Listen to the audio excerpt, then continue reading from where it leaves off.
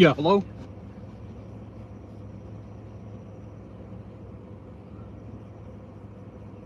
Yeah, hello?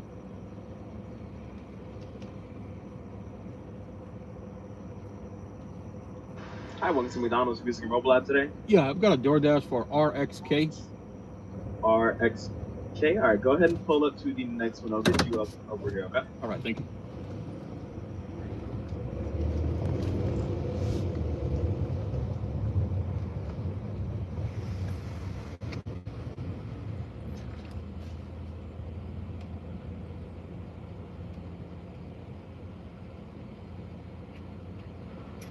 Hey, you say you have the DoorDash, correct? Yeah, RX. Start calisthenics on Monday, August 10th. You'll be Or DoorDash, they'll grab that for you, okay? Thanks a lot, man. Thank you. Yeah, no problem. Yeah. recognizable by September. We're starting a beginner calisthenics challenge next Monday. 15 minutes a day, do the basics, do them often. In the first days, on from the other, and hide it in a hidden tomb before imprisoning them. Armed with this knowledge, Lara travels to the lost city of Kamoon in Egypt to find and recover the final piece of the Skion. There, Lara finds Larson one more time, who attempts to kill her for their previous interaction. Lara is then forced to fight and kill the man, leaving him behind as she finds the final piece of the Skion. Outside the tomb, Lara is ambushed and captured by three men who take her weapons from her before she is met by Jacqueline Natla herself, who takes the now complete Skion from Lara before commanding her men to kill her. Lara is able to break free at the last moment, however, and swan dives into a nearby river before Natla speeds off. Lara returns to her motorcycle and follows Natla's car, eventually finding her and her henchmen leaving on a yacht. Lara is able to sneak onto the yacht by loudly driving off a ramp and diving off the bike and into the water, then makes her way under the deck to a storage area where she passes out from exhaustion. When Lara awakens, she finds herself at the boat's destination, a desert island containing an underground system of mines used by Natla. Lara finds her weapons and kills all three of Natla's henchmen before finding the Great Pyramid of Atlantis. Just as Lara enters, Natla reaches a pedestal inside where she places the Skion, restoring the pyramid's energy source. Lara fights through several mutated creatures, including a fleshy doppelganger of herself. Before reaching the top of the pyramid, she finds the pedestal with the Skion. When Lara grabs it, she encounters another vision of the past, where she learns that Natla herself was the third ruler of Atlantis. After betraying the other rulers by using their Great Pyramid to create an army of her own twisted design, Qualopec and Tihocan punished her by stripping her of her piece of the Skion before placing her in a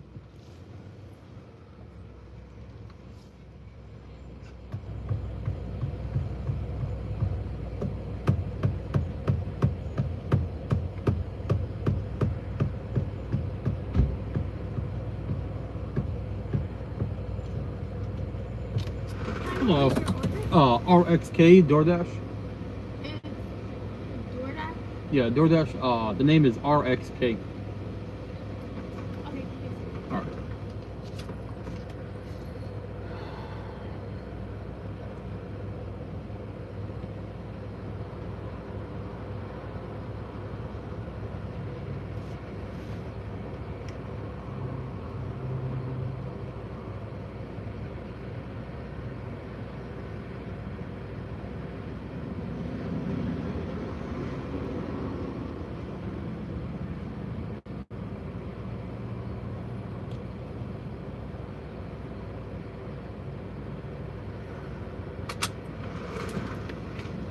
Thank you. You're welcome.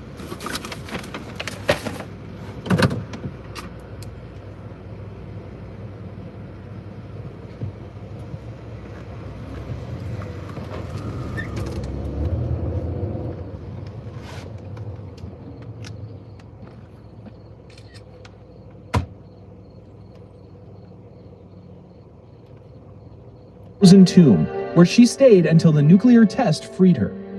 Natla then arrives and confronts Lara, revealing her plan to create a mutant army to strengthen and enhance humanity. Lara attempts to stop this plot by shooting the Skion, but Natla tackles her off the platform where they stand. Lara is able to grab onto a nearby ledge, but Natla falls to the depths below. When Lara climbs to safety, she discovers Natla's creation, a large mutated creature with no legs that she is fortunately able to defeat. Lara then climbs back up to the pedestal and shoots at the Scion, destroying it and triggering an explosion that begins to bring down the pyramid. As Lara makes her way through the collapsing structure, she is met by Natla once more, now showing her true Atlantean form. After a grueling battle, Lara kills her for good before narrowly escaping the now destroyed pyramid and leaving on Natla's yacht. The next year, Lara arrives at the Great Wall of China to search for the Dagger of Shan. There she finds a series of catacombs and fights a pair of Tyrannosaurus Rexes on her way to the entrance to the dagger's resting place. As she investigates the door's locking mechanism, she's ambushed by a man named Claudio, who she easily defeats. He reveals to her that he is a follower of a man called Macho Broccoli, force of habit, Marco Bartoli, who tasked him to protect the door from being opened until the right time. He then pulls out a flask and upon drinking its contents, immediately dies. Lara then uses his laptop to learn that Bartoli resides in Via Carvelli, Venice, and immediately heads out to find him and the rest of his cult followers. She discovers an under-construction opera house is being used by the cult, called the Fiamma Nera, and is able to sneak onto a seaplane of theirs where she eavesdrops on a conversation between Marco and his pilot. She learns that his father, Gianni Bartoli, had possessed something called the Seraph, which the Fiamma Nera is currently searching for. But before she can learn more, she's discovered and knocked out by the plane's mechanic. While she's unconscious, the plane docks at an offshore oil rig in the Adriatic Sea. When Lara awakens, she finds that all of her weapons have been taken away from her, but conveniently they decided to lock her in a room with a lever that's able to open the cell door. So it's not long until she escapes, finds her pistols, and is able to make her way through the facility. Eventually she finds Bartoli's men torturing a Tibetan monk in an attempt to learn the location of the Seraph. Lara takes them out to save the man and learns that the cult has been excavating the underwater shipwreck of Bartoli's father's vessel, the Maria de Ria, a ship that was sunk years ago by the monks to prevent him from using the Seraph to gain access to a powerful relic they hold in their monastery. After Lara changes into a nearby wetsuit, Marco arrives and shoots the monk dead, forcing Lara to run off to avoid the same fate. She spots a submarine submerging into the water and then dives in after it to follow the cult to the shipwreck at the bottom of the sea. Then after a passing shark sinks the submarine, Lara makes her way into the shipwreck, and after navigating through its dilapidated interior, she obtains the Seraph and floats back up to the surface. She commandeers the cult seaplane and then flies off towards Tibet to find the monks' monastery. As she reaches the Tibetan mountains, the plane runs out of fuel, so she's forced to eject via parachute before it crashes. After fighting her way through more Fiamma Nera mercenaries, Lara finds a snowmobile and rides it to the monastery, where she's able to use the Seraph to open a passageway to the caverns below. Inside, Lara is met with several threats, including Yetis, and has to do battle with a giant bird-like creature called the Guardian of Talion to obtain the final key to the dagger's chamber back in China. Once returned to the surface, she finds a mercenary camp and steals a jeep. She's then pursued by Bartoli, and after a gunfire-filled chase, is able to jump over a canyon and escape from them. Once back at the Temple of Shan, she uses the Talion to open the door and eventually finds the dagger. I'm getting paid to order pizza. Best college job ever. This is what I have on my bank account right now. This is what I'm getting paid in 6 days, but this is what I need for rent today. So here's how I'm going to outsmart the Gap, because rent doesn't wait for other people to pay me. 3 words, Tilt's Cash Advance. It's for the moments that can't wait. You can get access to up to $500 instantly. No interest, no credit check, no late fees. They don't judge you on your financial past. Instead, they look at how much you're working and earning today. Download the app and get started today. But falls through a trapdoor almost immediately before she can reach it. Below, Lara explores and fights various beasts to make her way back up to the dagger's chamber. However, Bartoli, who had followed her inside, beats her to it, and she witnesses the man impale himself in the heart with the dagger before being carried off by his men. Following Bartoli through the mythical floating islands of Shan, she eventually reaches the dragon's chamber just before he transforms into the mythical beast. Lara battles the dragon and is eventually able to remove the dagger powering him, reducing him to bone much like Emperor Qin Shi Huang did centuries earlier. However, this triggers a chain reaction and the tomb begins to crumble around her. She frantically sprints to the exit and narrowly escapes before an explosion seals up the temple for good. With Lara now back at home, and with a fancy new butter knife from the kitchen, she begins to settle in for the evening. But just as she begins to relax, Bartoli's men arrive to avenge the death of their leader, forcing Lara to grab a nearby shotgun to defend her home. After a gunfight inside her mansion, Lara is able to defeat them all and rid the world of the Fiamma Nera for good, finally getting a chance to relax with a nice hot shower. But not before eliminating a curious spectator. Ow! Okay, fine. I get it. I'll leave. The same year, Lara works with a hired hacker named Zip to infiltrate Von Croy Industries headquarters, where Werner Von Croy, who survived the tomb collapse 13 years prior, has stored the Iris artifact the pair initially ventured for. After working her way through the facility, battling its security on the way, Lara obtains the Iris and escapes the thing via hang glider, while Von Croy's men try, and fail, to stop her. The next year, we find Dr. Mark Willard, founder of the RX Tech mining company, leading an excavation team in Antarctica, searching for the meteorite cavern discovered by the sailors on the HMS Beagle years ago. He is taken to a site nearby with a Polynesian statue much like those on Easter Island, and when he walks over to investigate the area, he discovers Paul Caulfield's headstone, indicating that he has found the HMS Beagle's landing site. Later that year, Lara learns of an artifact held by the Infada tribes near Calcutta, India, and she travels there to look for it. However, when she arrives, she finds an RX Tech camp inhabited by a researcher named Tony, who informs her that his partners, Randy and Rory, entered a nearby temple, one he plans to get away from as soon as possible. Lara heads inside the temple and finds Randy and Rory. However, both are dead and suspended in the air. After fighting some possessed statues of Shiva, Lara reaches the exit of the temple and once again finds Tony, sailing on a raft with a mysterious stone in his chest. She fires at him before he turns to her and uses some kind of supernatural power to trigger the platform Lara is on to collapse. She then finds a nearby quad bike and uses it to follow Tony down the river, eventually finding his raft crashed at the base of a waterfall. Inside the caves beyond the waterfall, Lara finds a now super-powered Tony, who she is forced to fight. After defeating him, she retrieves the Infada stone and exits the cavern, conveniently finding Dr. Willard on a boat outside. The two then converse about the stone. He informs her of the meteorite the stone came from, the existence of 3 more, the fate of the sailors that found them, as well as their now rumored locations. He then asks Lara to help him retrieve the others, and always up for a challenge, she agrees and the pair head off. In Nevada, Lara looks to infiltrate Area 51 to look for the artifact, but ends up captured and imprisoned by the government. Lara is able to escape her cell and sneaks through the security compound to eventually find her weapons. She then sneaks into a truck which takes her into Area 51, where she finds alien bodies, caged orca whales, and finally an alien UFO. Inside the ship, she finds the artifact, called Element 115 by the US government.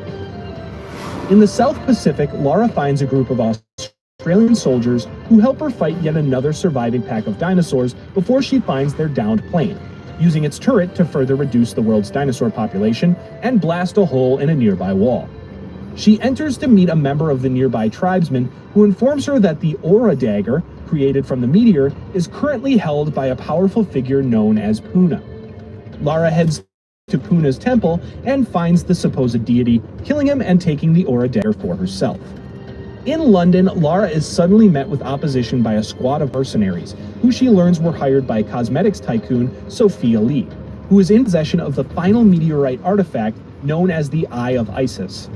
After making her way underground, Lara is attacked again and ultimately captured by another group of enemies, known as the Damned. They take her to their leader, Bob, who reveals that they were Sophia Lee's test subjects for an unknown experiment into immortality, but were dumped in sewers when the test failed. Bob tasks Lara with stealing them a bottle of embalming fluid from the Natural History Museum in exchange for their help in taking down Sophia. If I'm being honest, there's something I think about all the time. I should have gotten Polymarket sooner. What? I spent years using those dang sports books, locked into positions, paying ridiculous fees, couldn't get out when I wanted to. Then I found Polymarket. You can Eventually, with their help, or without,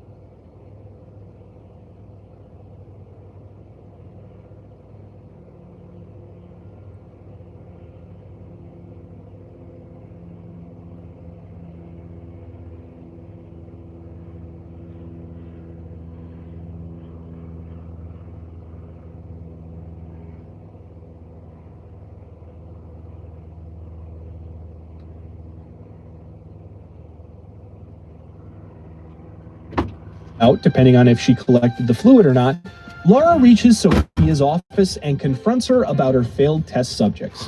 Sophia then grabs the artifact and runs off, but Lara follows her outside and shoots an electrical box, overloading a panel she is standing on, electrocuting and killing her immediately. Lara then grabs the artifact and leaves London. With the meteoric artifacts in hand, Lara heads to Antarctica to deliver them to Dr. Willard. However, on her way, the helicopter she is traveling in gets caught in a blizzard and crash lands, and she's barely able to escape before it sinks into the icy waters. On her way to find Willard, Lara comes across a mutated RX tech scientist, and when she finds Willard in his cabin, she confronts him about the mutation, only to find out that the scientist was mutated by the effects of the meteorite. Willard then reveals that with the artifacts in his possession, he can use their combined power to speed up the process of human evolution on a global scale.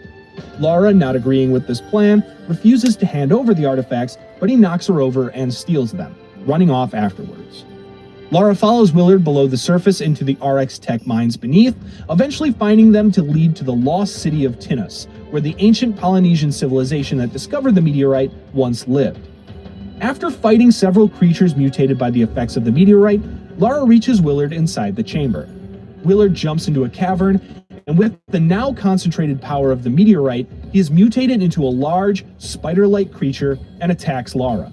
She is able to outsmart the Doctor by removing the 4 artifacts from their pedestals, weakening the power of the meteor and allowing her to finally kill the mutated Dr. Willard. Lara then climbs back to the surface, where she finds a helicopter landing. She approaches it, kills the pilot, and takes off. In the air, she is shot at by turrets, missiles, and eventually another helicopter, but she's able to outsmart and outmaneuver her opposition, allowing her to leave Antarctica with 4 new trophies for her mantelpiece. Later that year, Lara travels to Russia with her friend and fellow archaeologist Charles Kane in search of the fabled Spear of Destiny. Lara infiltrates a Russian base and overhears Admiral Yarofev speaking with mob boss Sergei Mikhailov about a plan to take a submarine down to the depths below to search a sunken German U-boat from World War II. Shortly afterwards, she's able to make her way into the submarine's cargo hold, but is quickly captured by Yarofev and stripped of her weapons.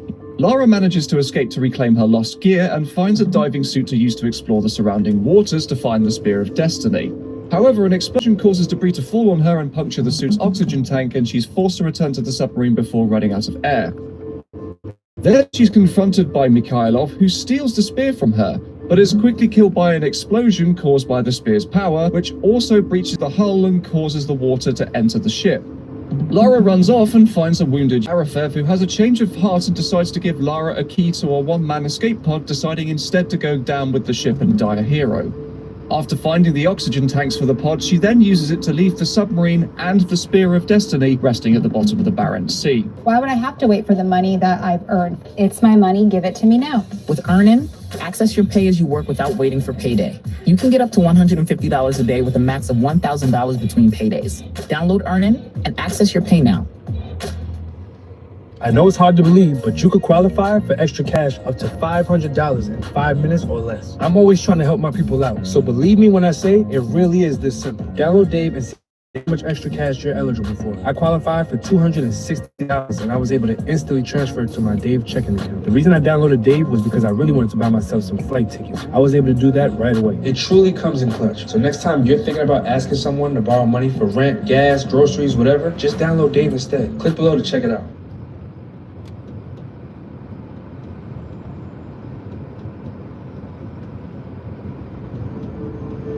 The next year, Lara travels to Egypt in search of the Amulet of Horus. Her and her guide eventually find the tomb of Set, the Egyptian god of chaos. Realizing where they are, her guide leaves, but Lara continues on and finds a burial chamber with a sarcophagus holding the amulet. Lara takes the Amulet of Horus, and a beam of light shoots out of the sarcophagus. Lara returns outside and inspects the amulet, reading an inscription written by the ancient priest Semerket to learn that removing the amulet released Set from his eternal prison, allowing him to wreak havoc on the earth once again. Soon after, she is held at gunpoint by her guide, who demands her to hand over the amulet. She instead continues to read the inscription, and an explosion knocks the guide down, allowing Lara to pull her pistols on him before a sandstorm allows him to escape in a jeep. Lara finds another jeep and chases him, eventually reaching a dock on the Nile River. and she jumps her vehicle onto a boat leading. As she sails off, Werner von Croy arrives to attempt to stop Lara, but the guide informs him of the amulet's inscription from Semerket. Lara visits her friend Jean-Yves, who she shows the Amulet of Horus to. Jean-Yves immediately recognizes it and realizes that Lara has unleashed Set, informing her that she must find the tomb of Semerket to collect the armor of Horus in order to awaken the sun god so he can once again imprison Set. Lara determines that von Croy must also be after the armor and travels to the Temple of Semerket at Karnak to set things right. Lara arrives and is able to collect the artifacts needed to find the entrance to the temple, and despite some interference by von Croy and his men, she is able to use the Amulet of Horus to get inside. As she enters, however, von Croy arrives and removes the amulet, causing the entrance to close, trapping her inside. Inside the temple, Lara plays a game with Semerket before reaching an inscription to learn that she needs to summon Horus when his constellation reaches its proper point. Lara then finds a giant bull, which she is able to lead into the doors and walls in order to escape the temple. Outside, Lara watches von Croy escape via helicopter and holds her former guide at gunpoint to learn his destination, Alexandria.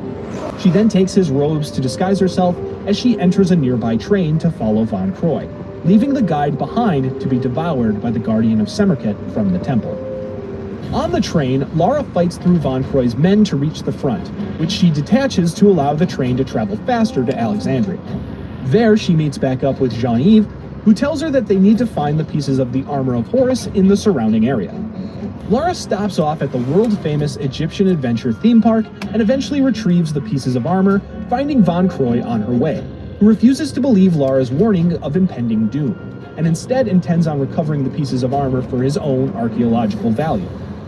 After Lara retrieves the final piece of armor from Cleopatra's palace, she returns to Jean-Yves, only to find him missing with his study overturned. She discovers a note from von Croy, who had taken her friend hostage en route to Cairo, but will release him in exchange for the full set of armor. Lara then grabs a nearby motorcycle to head to the meetup point. Meanwhile, von Croy's convoy is attacked by a plague of locusts, which allows Set to inhabit his body.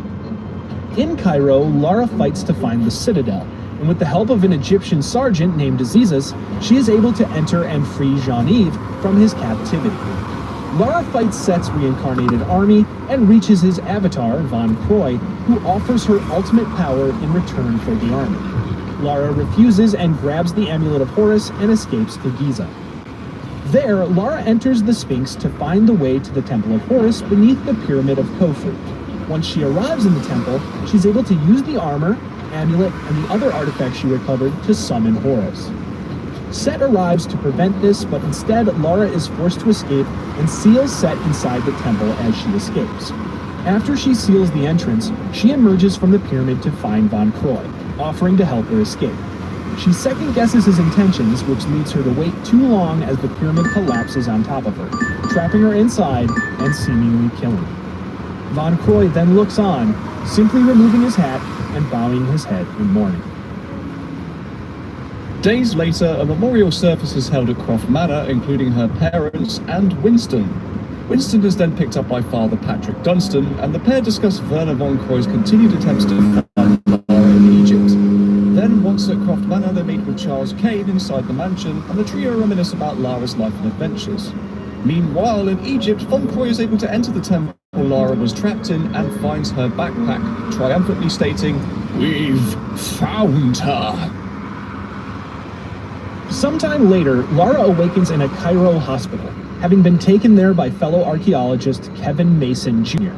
She finds out, however, that this man is actually an imposter, simply trying to gain Lara's trust to retrieve an ancient amulet.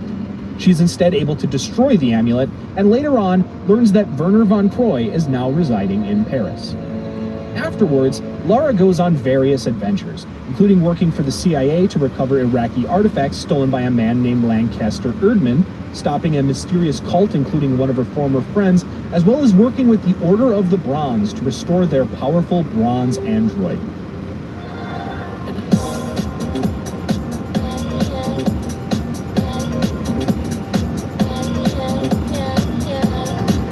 Try astrology mode now on Tinder.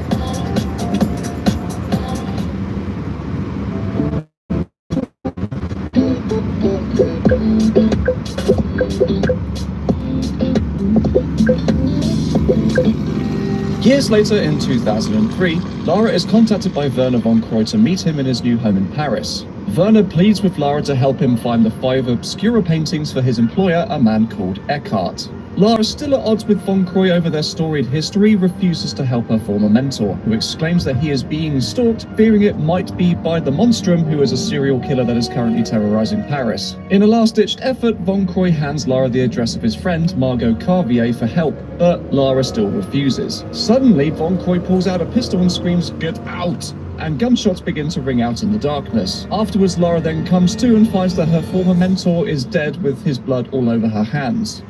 Suddenly, the police arrive, and Lara, unsure of the events that had just transpired, decides to make a run for it, eventually reaching a dead end where 2 police dogs push her out of a window, taking her backpack in the process. Lara continues to run from the police through the streets of Paris before reaching the address von Croy gave her for Madame Carvier's apartment. Carvier lets Lara in, and she informs her of Werner's death. She reveals to Lara that since receiving the job from Eckhart, Werner had been fearing for his life. She also informs Lara that the obscura paintings are tied to ancient alchemy dark arts before giving Lara his field notebook and advising her to run before the police arrive. Lara leaves and takes shelter in an abandoned subway car, and when she awakens, she investigates von Croy's journal to learn that his research involved someone named Louis Bouchard. So she proceeds to ask around the Parisian ghetto to find out any information about the man that she can.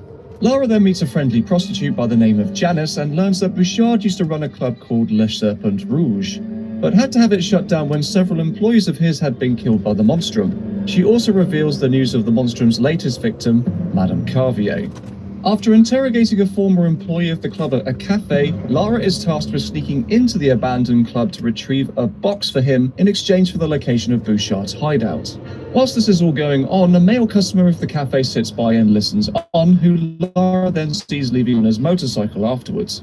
Lara finds the box and returns it to the employee, only to be told that the male customer from earlier had asked him about Bouchard as well. He then leads Lara to his ex-girlfriend, Francine, telling her that she knows where Bouchard is. Then after Lara heads to Francine's apartment, she meets with a woman who tells her that Bouchard is hiding out under the church. Lara finds her way into the church's crypt and finds Bouchard's hideout, and inside discovers a deformed man named Arnold strapped to a bed. Afterwards, she finds Bouchard himself and asks him about the man, but he refuses to answer. Upon further questioning about his connection to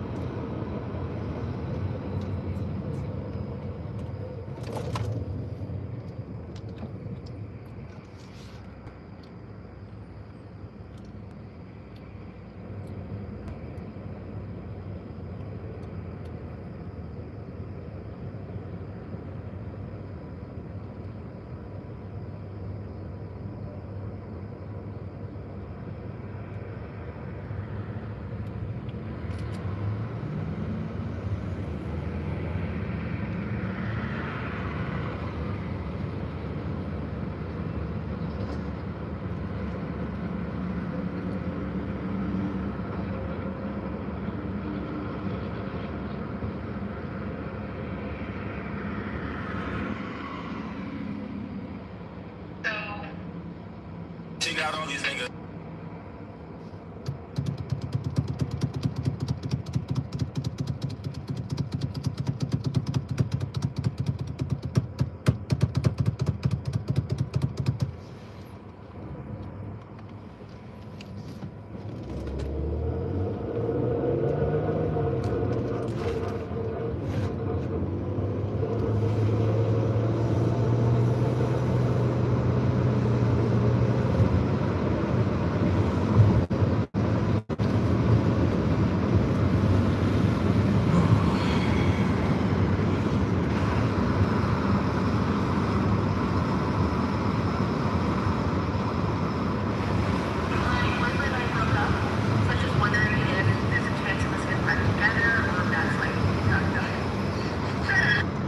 She meets with a woman who tells her that Bouchard is hiding out under the church. Lara finds her way into the church's crypt and finds Bouchard's hideout, and inside discovers a deformed man named Arnold strapped to a bed. Afterward, Bouchard himself and asks him about the man, but he refuses to answer. Upon further questioning about his connection to Werner, Bouchard eventually admits that Von Croy asked him for information regarding an archaeological dig site underneath the Louvre, as well as some weapons. He offers Lara the same thing in exchange for a favor, delivering passports to a local pawnbroker called Daniel Wren. Later, Lara arrives at the pawnbroker's and is knocked aside by a mysterious lumbering man on his way out. When she enters the room to deliver the passports, she finds it in complete disarray with the man's corpse in the back room alongside a symbol written on the floor in his own blood. Lara finds Wren's vault and retrieves the weapons acquired for Werner, but shortly afterward a time bomb is set to explode, forcing Lara to escape and leap to safety through a sewer pipe and onto a nearby boat as the mysterious customer from the cafe watches on once again. Meanwhile, the tall, lumbering man that Lara saw meets with 3 other members of a group called the Cabal and reveals himself to be Peter van Eckart, the client who hired Werner von Croy. Eckart discusses the Cabal already possessing 3 of the 5 Obscura paintings, and the 4th being located in Paris. He intends to find this 4th painting and then reconvene in Prague to find the 5th, where they will then use them to awaken a being called the Sleeper, the last of an ancient angel-slash-human hybrid species known as the Nephilim. Eckart then dispatches his bodyguard Martin Gunderson to get the painting from the Louvre. Sometime later, Lara infiltrates the Louvre through the sewers and finds Carvier's office to take a security card. There, Lara learns that Eckart is the head of the Cabal, and he created the paintings in the 13th or 1400s in order to hide the Sanglyph, or blood sign, but they were stolen from them by a society of Christian monks called the Lux Veritatis, and their leader, Brother Obscura, painted over them to mask their power. They then hid the original paintings all over Europe, whilst hiding maps to their locations in secret copies called the Obscura engravings. Lara uses Carvier's security card to reach the dig site and finds a giant tomb which she explores to find a room guarded by the ghost of Brother Obscura which holds the painting. Lara grabs the painting and returns to the Louvre, only to find it overtaken by Gunderson and his army of mercenaries. Lara tries to escape but is ambushed by the mysterious customer from the cafe, who then takes her weapons and the painting. As he goes to leave, Lara gives chase and the pair eventually leave the museum, but as Lara exits, she notices the man is unconscious on the ground. As she investigates, she's knocked out herself by the same mercenary who shapeshifts to resemble Bouchard's doorman, implying there's more to this person than meets the eye. Sometime later, Lara is surprisingly awakened by Bouchard, and as she gets up, she quickly grabs and stashes a dagger the mysterious customer had dropped earlier. Lara asks Bouchard to take her to Von Croy's apartment, and the pair head off with his driver. On their way, Bouchard informs Lara that the latest monstrum killing is an art dealer in Prague named Matthias Vasily, who Von Croy had also mentioned in his notes. The car arrives at Von Croy's apartment and Lara heads in alone. Once she's gone, Bouchard makes a phone call and tells the receiver to send in the cleaner. Inside Von Croy's apartment, Lara is able to remember that Werner wasn't trying to shoot her. In fact, he was trying to warn her to get out of the way so he could protect himself against Eckart, who was also there. Interestingly, it was originally here where we were also going to learn about how she survived the Last Revelations ending, which was going to be vastly different from the books and involve a shaman priestess from a Bedouin tribe who saved her and passed on a magical amulet for her to use. But outside of a short blurb on the official website, a deleted scene, and some interviews, this plot point sadly never got expanded upon in the game. Before long, the cleaner arrives and attempts to assassinate Lara, but she's able to fight him off. Lara avoids his traps and kills the man before his phone rings, and when she answers it, she hears Bouchard on the other end, asking if Lara is dead as they have to hurry back to Prague. Lara responds to him, scaring the man off, and she decides to follow him to Prague. Lara arrives outside Vasily's apartment where she meets a reporter called Thomas Luddick, who shares his information with her regarding the Cabal's involvement with the murder over Vasily's refusal to give them something of value. Luddick tells Lara that all of the Cabal members are currently working out of the Strahov monastery and agrees to help Lara by getting access codes for her. While Lara waits for his return, she heads into Vasily's apartment to investigate his murder. In the basement, she finds Bouchard and handcuffs him to a radiator before interrogating him. Bouchard reveals that Eckhart is in fact the Monstrum and had forced Bouchard into helping him to retrieve the paintings by killing all his men. Originally, Bouchard was ordered to help Lara retrieve the painting before killing her and taking it himself. He reveals that the final painting rests in a location called the Vault of Trophies, a Lux. Lara then finds what the Cabal were after in Vasily's apartment, the fifth Obscura evening and the final painting's location. She returns to Bouchard, but instead finds him dead inside a closet. Lara then returns to Luddick, who gives her the code to enter the Strahov, and Lara heads inside. There she sneaks through the ventilation ducts and witnesses Eckhart murdering Luddick and painting a rune on the wall in his own blood.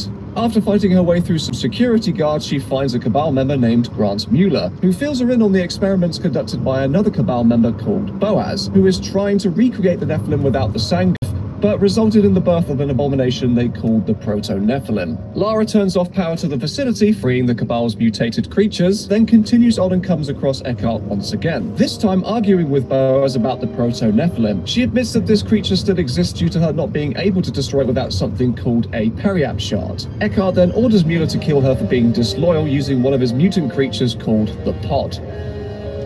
Not long afterwards, Lara's progress is halted when she is trapped in an airlock by none other than the cafe customer who had been following her this whole time. He explains to her that he intends to keep her locked up so she'll stay safe and out of his way.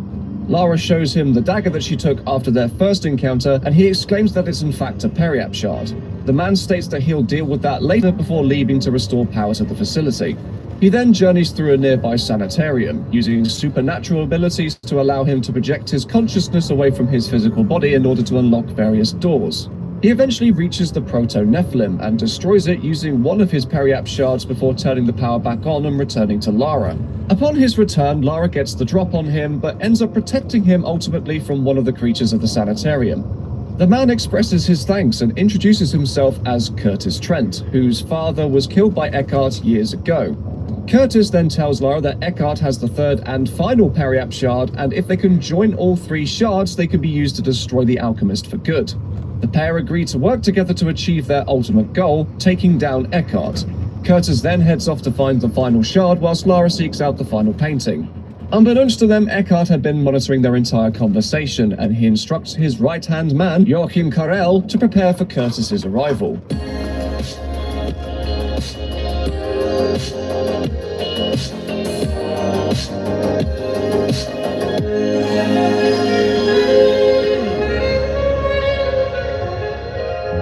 And I'm very sorry.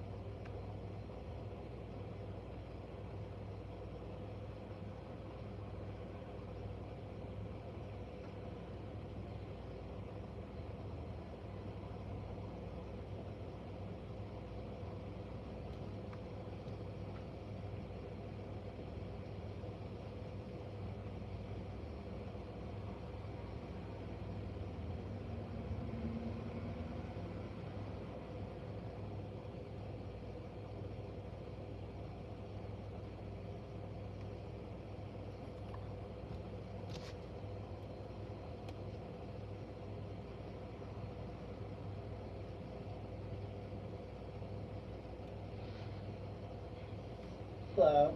You want to play with me? Sure. You want me to help you with your groceries? This journey with childhood cancer comes at you in waves. Every day we wake up. What do you get when you combine a bored teenage shepherd boy who lost his goat and a dry Arabian desert? Well, as it turns out, the Bible. It's late 1946 or early 1947, and a Bedouin shepherd named Muhammad Ed-Daib is out on the hills looking near the Dead Sea for one of the goats that's wandered off. He spots a cave opening up in the cliffs and figures that the goat might be hiding inside of it. So he throws a rock in it to flush it out. But it doesn't hit a goat. It actually hits pottery, the unmistakable sound of clay breaking. He then climbs in to look, and then he finds jars with lids that are still sealed, and inside of them he finds scrolls, old ones wrapped in linen and blackened with age. He has no idea what he's just found, and quite frankly, neither does anyone else. For a while. But what's sitting in that cave, and in 10 more caves discovered over the next few years, turns out to be the single largest cache of ancient Jewish manuscripts ever found, nearly 1,000 documents, some of them 1,000 years older than anything scholars had access to before. And the people who hid them were a separatist, apocalyptic, calendar-obsessed sect, and not some ordinary community storing their library for safekeeping, but a group that genuinely believed that they were... Number is 1881. And is the 10 You got it? The last four is 1881. Yes, yes. Okay. Thank you. Thank you. You too. Have a good night.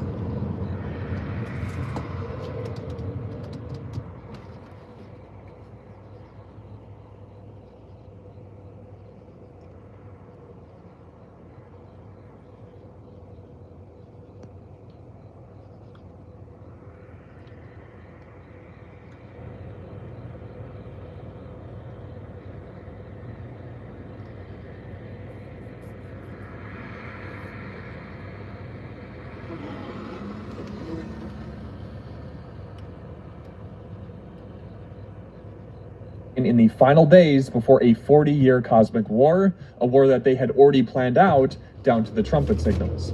They were, by pretty much any modern definition, a doomsday cult. And what actually happened to them wasn't the war that they spent generations preparing for. But thanks to this group of desert dwellers, we now have access to some of the oldest manuscripts of the Bible that have ever been found. So today, we are going deep on the Essenes, the community living at Qumran where they lived, and what's actually sitting inside of those scrolls, who these people were, what they believed, and what ended them. And more importantly, what got left behind in those caves for 2,000 years. My name is Nils, and the story underneath this discovery is honestly wilder than the actual discovery itself. So if you enjoy this kind of deep dive into the weird parts of the Bible and history and all that, please consider hitting the subscribe button. It really does help out the channel. But without any further ado, let's get into it. When the word first got out that these scrolls might really be this old, plenty of serious scholars didn't really buy it, because manuscripts surviving in that kind of condition from that far back seemed too good to be true. And more than one expert assumed that they were looking at a clever, fairly recent forgery, as it was so common in the day. It took a combination of paleography, which is comparing the handwriting against other securely dated inscriptions, and eventually radiocarbon testing on the material itself to settle the argument for good. The skepticism wasn't unreasonable. It's just, at that time, the impossible claim actually turned out to be true. And before we get into what they actually believed, this group called the Essenes, it actually helps to know who is actually being described here, because 3 separate ancient writers all describe basically the same group independently of one another, all within a few decades. The first one of those is Josephus. He was a Jewish historian, and he actually claims that he trained briefly with them as a young man before deciding that it wasn't really for him. He describes a rigorous, almost militarily structured communal property. Nobody owns anything individually, strict daily schedules, ritual washing before and after meals. Actually, I don't know about after, but definitely before, and an initiation process that could literally take years before you were fully trusted within the group's inner teachings. Philo of Alexandria, writing around the same period, describes something a little similar. That they were men living together, sharing everything, refusing to make weapons, refusing to own slaves, working the land themselves, or trading and pooling everything that they earned. Philo goes further than Josephus on the daily rhythm of it. They were up before dawn for prayer, they were out to work the fields or craft until the midday, and then a community meal eaten in total silence, more work through the afternoon, with no slaves in sight, of course, and on principle, since Philo says that they consider slaveholding itself. Hello, DoorDash. Did you order DoorDash? Justice. Yes, sir. Yes, sir. Is it bread? Yeah, Yes, sir. yeah. There you go, sir. Have a good night. Yes, sir. Thank you. Hey, take care. Yes, sir.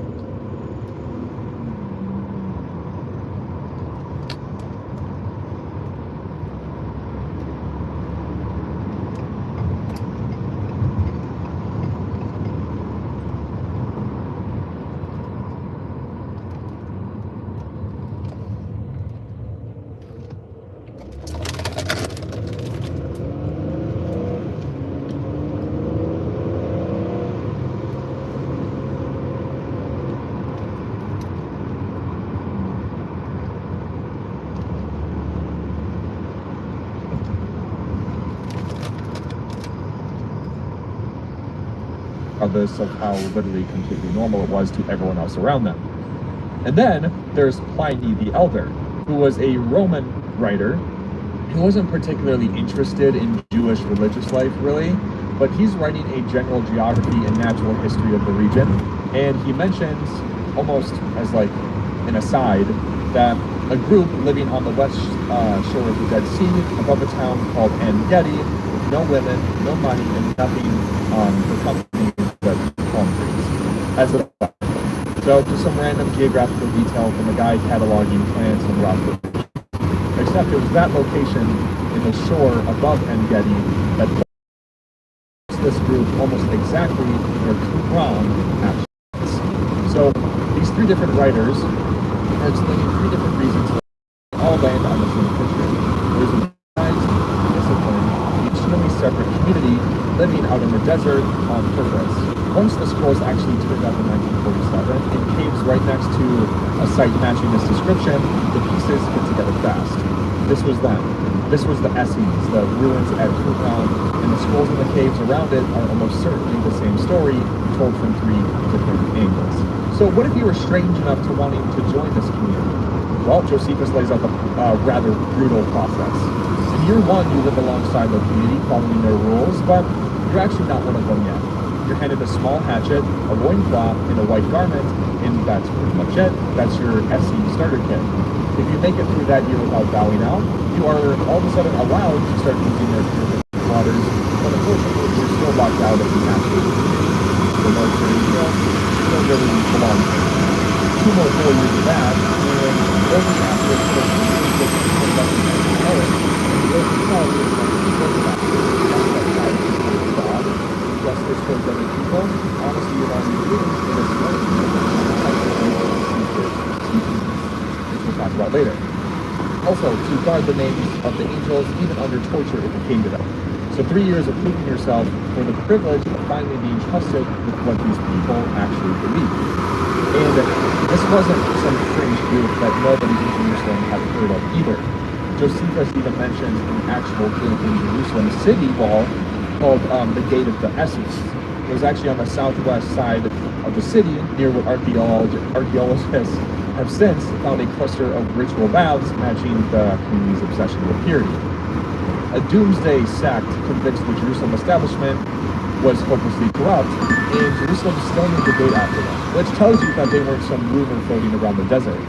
People in the capital, Jerusalem, knew exactly who they were, knew where to find them, and apparently respected them enough or feared them enough to put their name on one of their walls.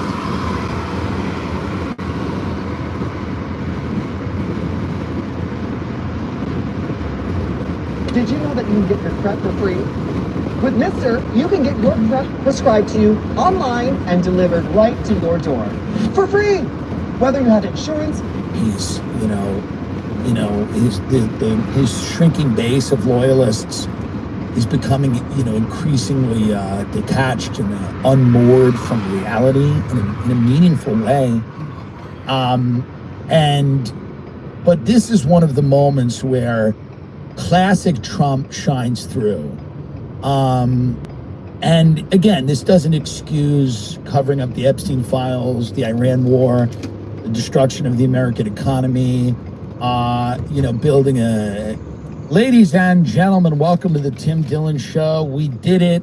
Meghan Markle and Harry are going back to the UK to raise their children. And I want to thank all of my colleagues that have made this happen, and people like myself, Piers Morgan, and others, although Piers now gets to own them. They're coming back to the UK. The one thing about a good con knows when the jig is up. Like they were probably saying, listen, what else are we going to do here? They spent 6 years in America. They tried to do documentaries. They tried to write children's books. They tried to sell jam. She tried to be Martha Stewart. She had a Netflix show where she taught people how to make pasta. I mean, you got to hand it to them. They left no stone unturned. But the thing is that the UK has to deal with them. He's the prince. That's the thing about America. We don't have a royal family, so we don't really have to deal with anybody. The UK has no choice. They are back, and you must deal with them. You must take them. It's like when you have a child and the child is acting up and getting in trouble in school, and you go, well, they're your kid. You got to deal with them. That's the whole thing with suspension. Suspension, when a kid gets suspended from school, it punishes the parents because the state basically goes, they're your child, you deal with them. And in the same way,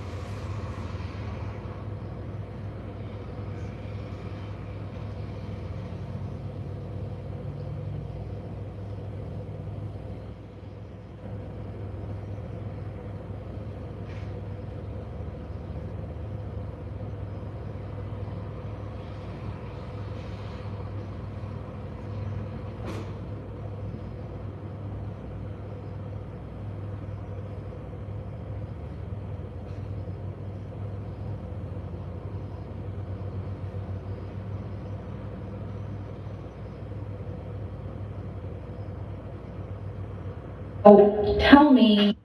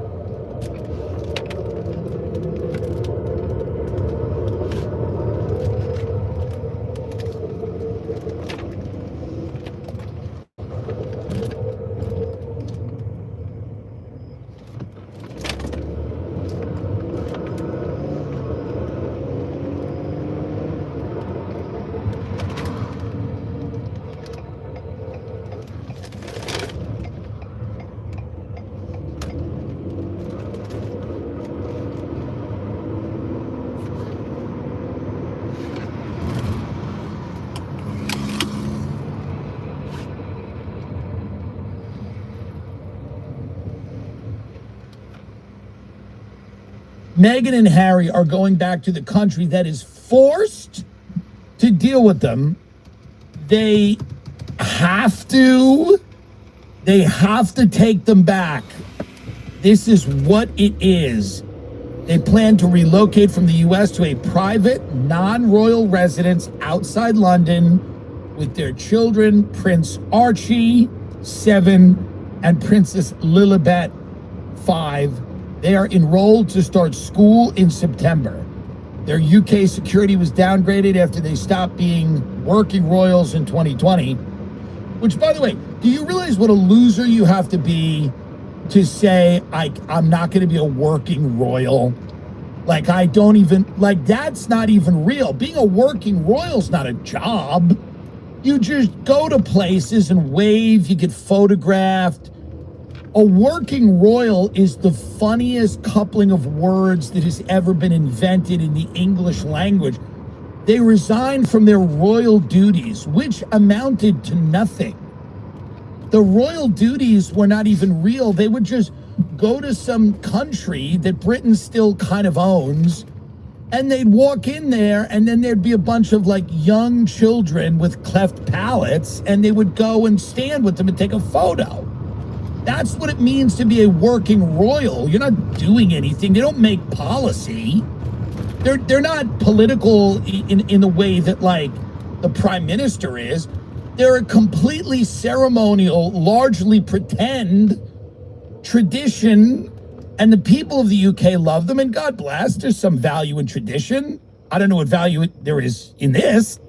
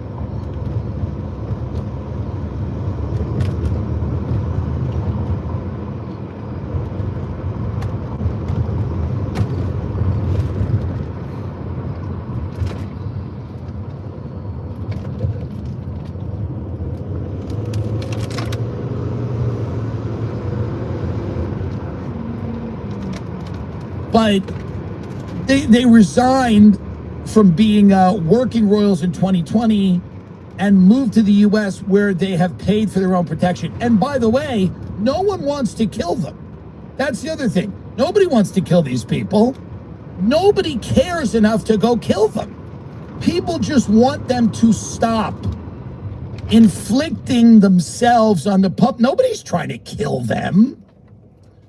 But in their lurid fantasies, in her mind, white supremacists are trying to climb in the window of her Montecito estate and kill her to make some point.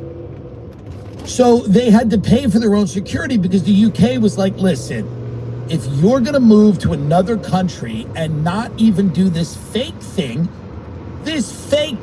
we've set up, where you stand there and you take photos, that's all you have to do. If you're not even going to do that, if you're unwilling to do that, this debate, not because you add value in any tangible, quantifiable way. The only value that you add is that you are a reality show for the British working class that is increasingly desperate.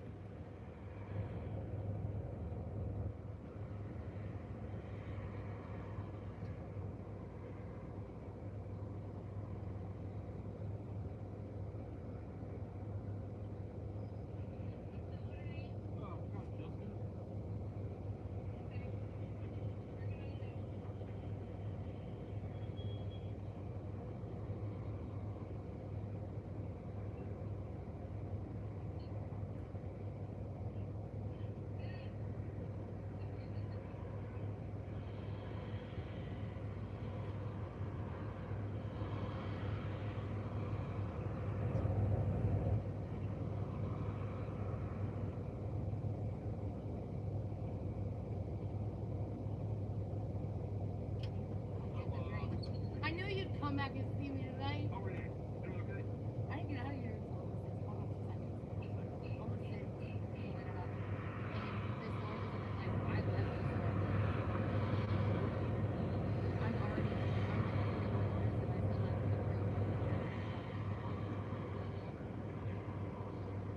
Tonight they did.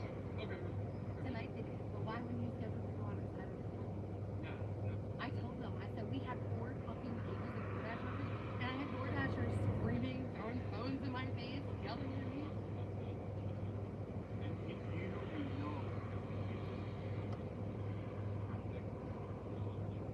Yeah, they have, but the thing is our projected sales were only like 9,000 and we did over 12.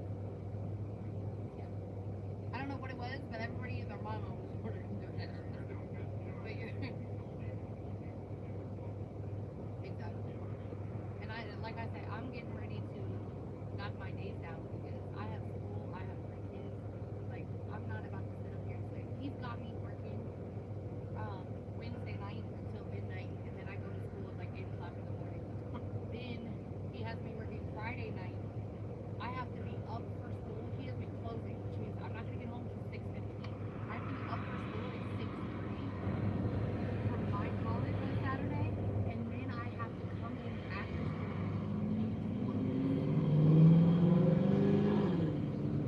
He don't care. He don't care. And I told him I had school in July. And he goes, oh, I thought you meant in September. In July, when he hired me back, I said, I have school starting on the 24th. If it's July and I'm telling you I have school on the 24th, what month do you think I start school? He goes, I thought you meant September. He did. I said, you're not about to work me like a dog. I'm not doing it. A job is, I got other jobs I know. I'm not doing it. No.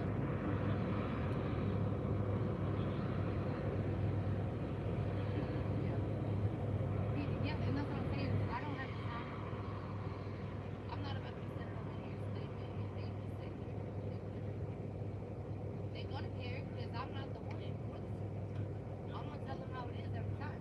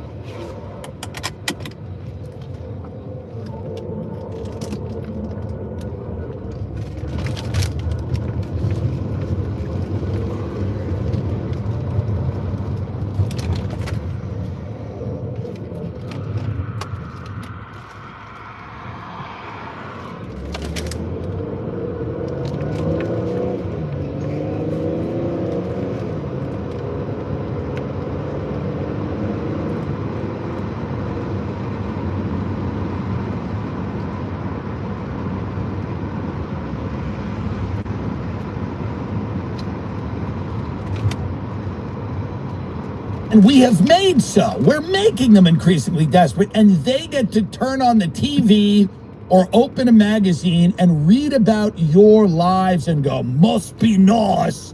It must be nice. You know, I heard that she's in a row with Kate. She's in a row with, she's in a row with Kate, is she? Well, Kate's real class. So Kate stayed really above it. And this is all it is. And they couldn't even do that.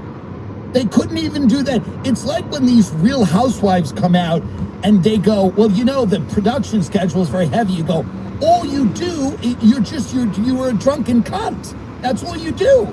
You show up to a restaurant, the producers ply you with alcohol, and you sit there and say like crazy shit, and you go, well, the production schedule is very heavy, and it's wreaked havoc on my family. You go, you don't care about your family anyway. That's why you've got them all on camera.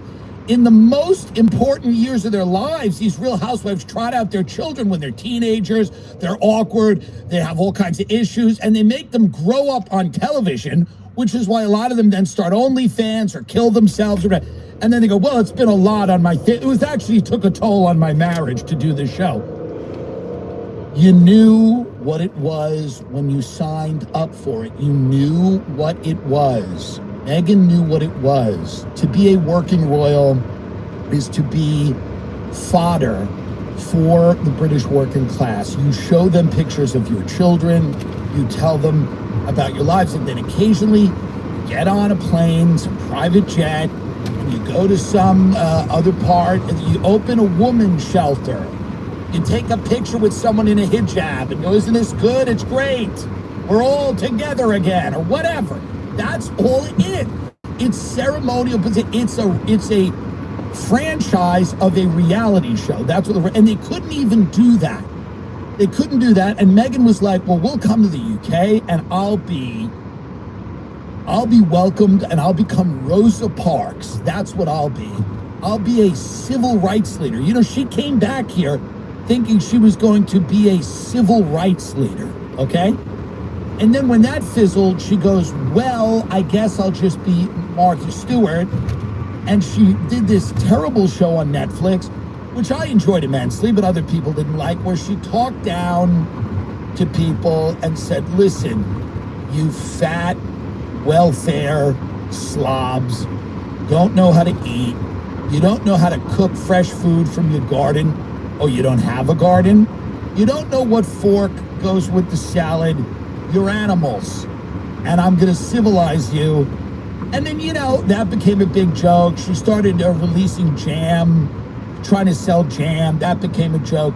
So now they're going back to the UK, and I guess they're going to, you know, but they better get with the program over there. They better get with the program. And by the way, I think they will. Here's what I think. Here's my prediction. I think they'll go over there and they'll fall in line a little bit. I think they'll fall in line a little bit, and I think basically what's going to happen is they're going to realize they're basically, they are now committed to the lives they are living in the UK. There's no escape. They're not coming over here to Hollywood. By the way, there is no Hollywood. They came back to Hollywood going, we're going to be in Hollywood. There is no Hollywood. It's over.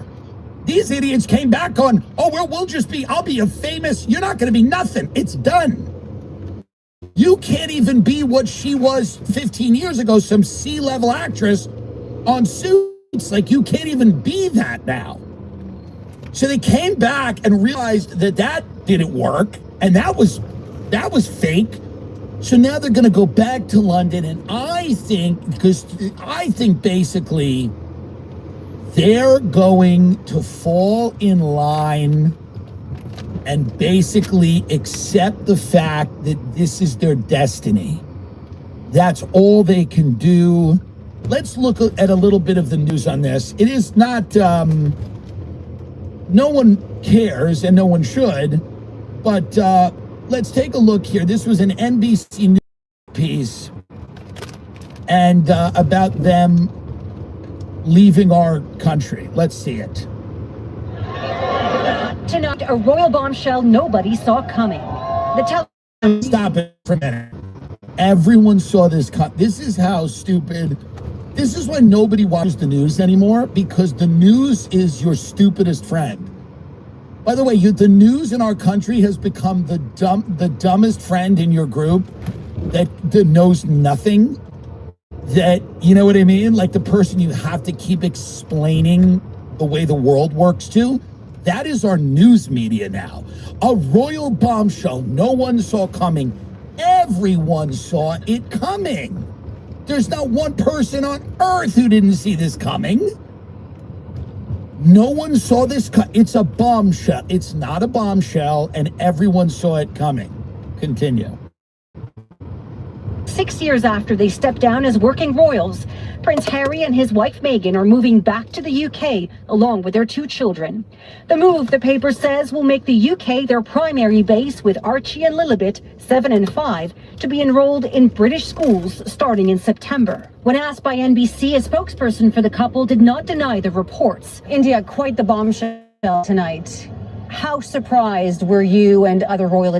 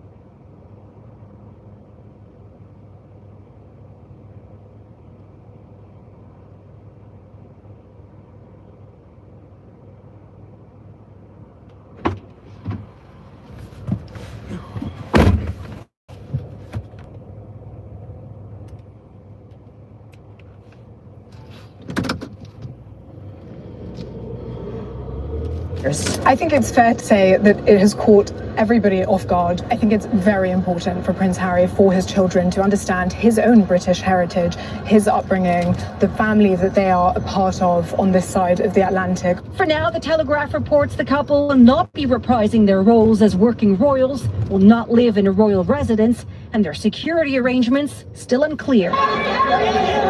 The couple left the UK for California in part because of what they said was unbearable treatment by the tabloids. Prince Harry's memoir later frayed tensions, describing the breakdown in the relationship with his brother and father. Last month, Harry was... Stop it for a second. You always forget he's a rat, you know? Like, he writes this book about his family, just trashes his family, you know? They really are detestable characters. Like, it's easy to make light of it, and we should, and it is fun, but they're truly detestable characters. And they just trashed, their entire family. Now, I do that all the time, but my family doesn't pay for me to live in a fucking castle. God, I'd keep my mouth shut if that was the case. If people, listen, I tell stories from, the way I grew up and whatever. But by the way, if you're a royal, just keep your mouth shut. I can't believe this guy released a book where he trashes his brother and his family. And he's a really, here's the thing about, yeah, you were in the military or whatever, born into the royal family. His book should have been 2 sentences. Boy, am I lucky I was born into the royal family. Boy, am I lucky. I look around the world and I go, wow, I could have been born into anything, but I was born into this royal family where I essentially get to exist and live the way people lived centuries ago for no reason. There's no reason that he's living the way he's living it, that they can... Who's going to pay for their security? What are their security arrangements? Who gives a fuck? No one's trying to kill them. Nobody is trying to whack these people, and they're convinced that everywhere they go, because he married a woman who like looks a tiny bit ethnic. You know what I mean? He acts like he married like fucking Glorilla or something. He married a woman who is like has a tiny bit of melanin in her skin, and they act like the white supremacists are charging the door. They're going back. They won't be working royals, so they're just going to be annoying. They'll just be annoying in the UK and bother them. And good, by the way. Good riddance. We miss you. We wish you well. I hope their marriage lasts. I'm a believer in family. I'm a believer in children having parents that love each other. And good luck there. Good luck there. And we don't, by the way, she should go to the UK and immediately take up like Prince Andrew's cause and say he was completely railroaded. And her job should be to get the pedophile Prince Andrew back into the royal family. And that's what she should do. She should go back there and say the treatment that Prince Andrew has suffered is completely out of control. So there you go, Harry and Meghan. I hope if I tour in the UK, I hope they come. I really do. I hope they come. Listen to me, the world is full of parasites. You can spend your whole life working, trying to buy a house in Texas or Florida, and in the background, some guy operating out of an offshore server room steals your social security number, takes out 3 auto loans in your name, and drains your checking account before you even wake up. It's a complete disaster. You can't just sit on your couch eating fast food while digital scammers destroy your life. This is why you need today's sponsor, CoverOn. CoverOn isn't just another useless app. They put massive financial protection behind your digital life. Check this out. They give you a bulletproof 4-part insurance shield, up to $2 million for identity theft recovery costs if a scammer wrecks your credit, up to $50,000 if you get targeted with digital extortion or ransom.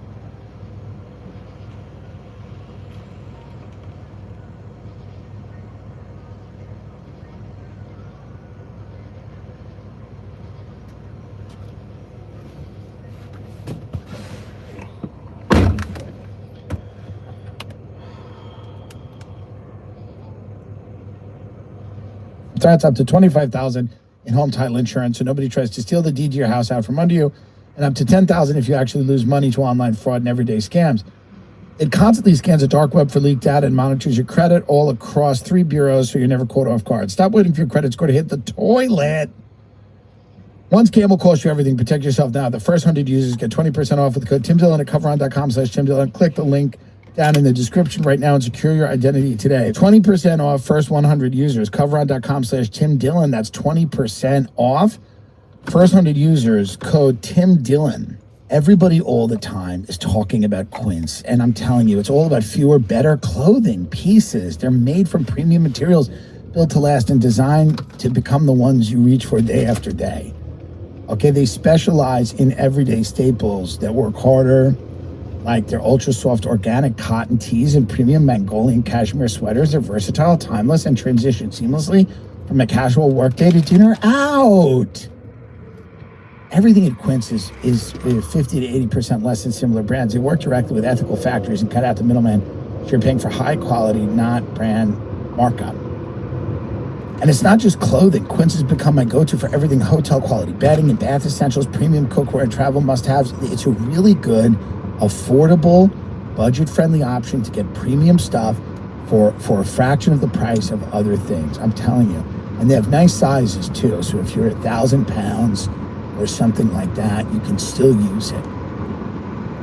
1,000 Pound Sisters, that show. Remember that? They're doing well now. They're much smaller. But if you are in that position, I got you. Upgrade your everyday. Download the Quince app for app-exclusive offers. Go to quince.com/Tim. Get free shipping on your order and 365-day returns. It's now available in Canada and in the UK. I have a lot of people in the UK. That's QUINCE.com/Tim. QUINCE.com. It's so easy. You can order clothes on the app. They'll let you return them if it doesn't work. It is the easiest.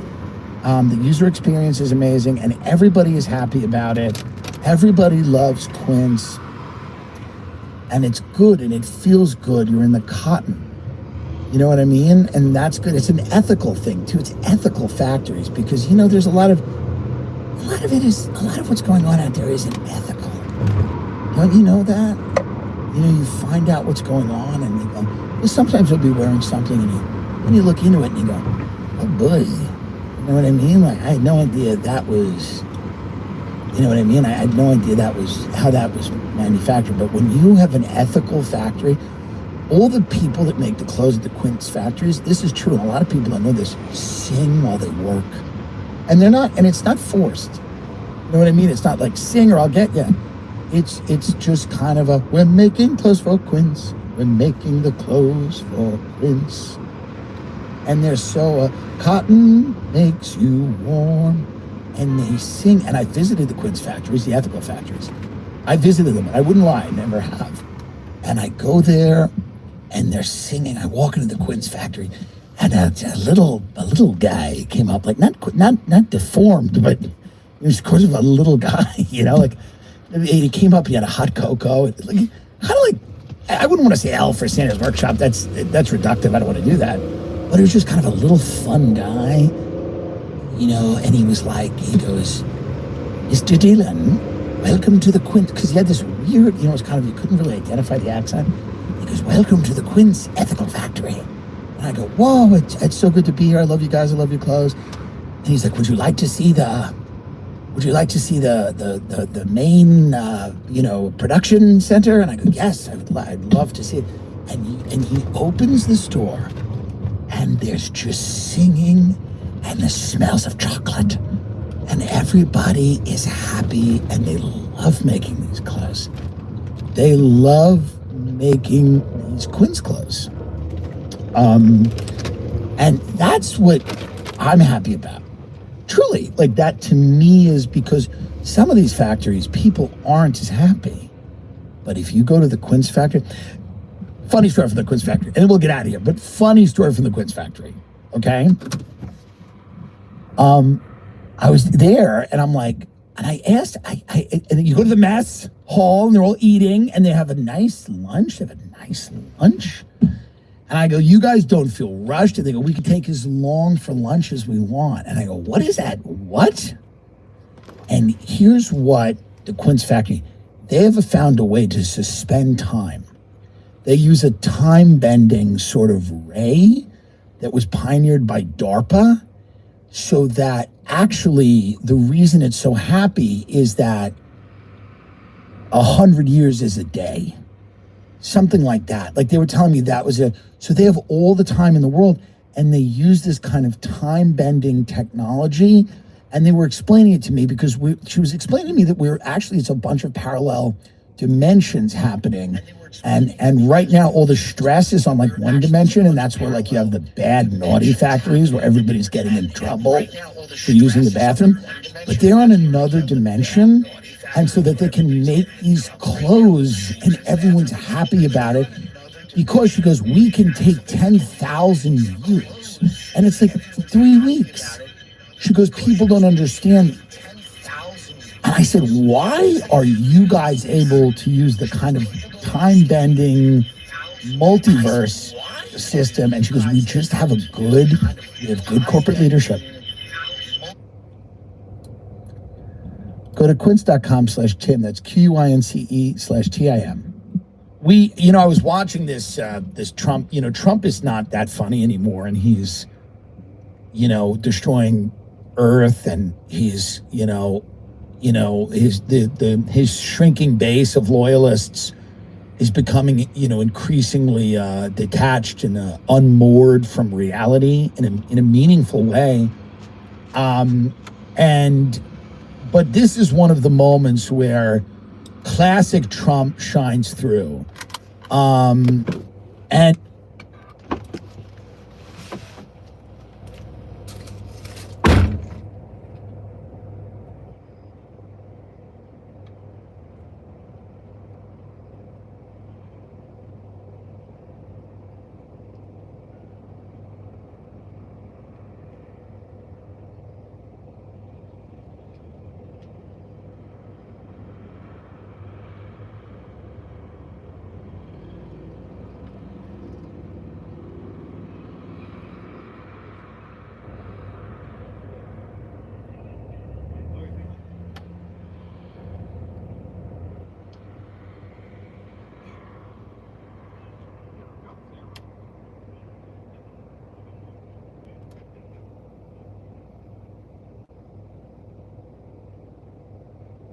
This area.